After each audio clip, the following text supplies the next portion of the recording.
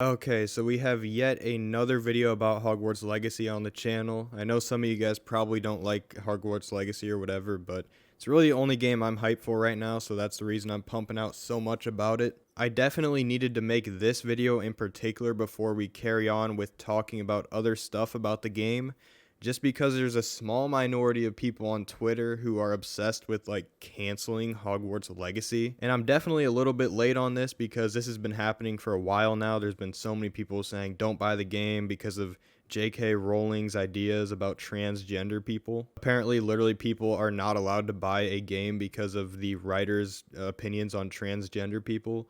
I mean, this pretty much just comes down to anything, any music artist, any writer, any creator. Once you start judging a creator's ideas about other topics besides their game or their creation, it really spirals into this big thing that just really isn't necessary. It's really like, how can you say you're just going to banish everything Harry Potter related just because the person who wrote Harry Potter years ago has said something like years later after they wrote it?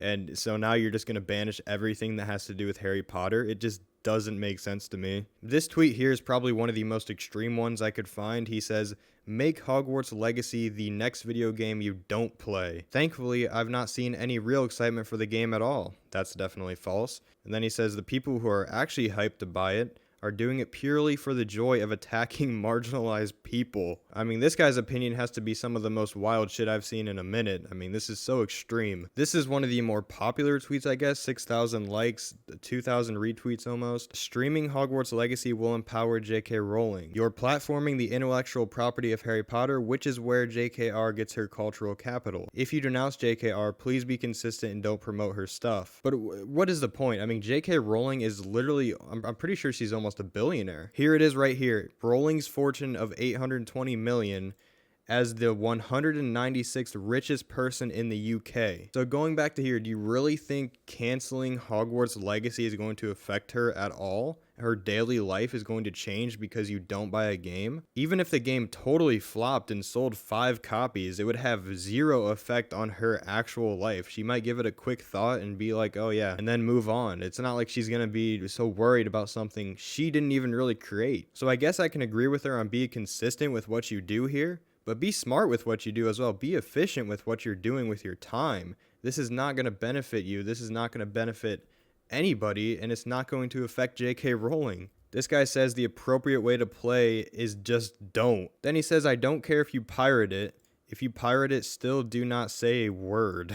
Just like another wild opinion here saying don't buy the game even though it's not going to have any effect on anything, regardless of your views on J.K. Rowling, whatever. And that's even giving them the benefit here. I don't think it's right to really judge this product based on J.K. Rowling's ideals. It just does not make sense. Like when you go to buy a piece of art, are you really thinking about the creator's thoughts about genders or something like that? No, probably not. You're probably thinking, does the product look good?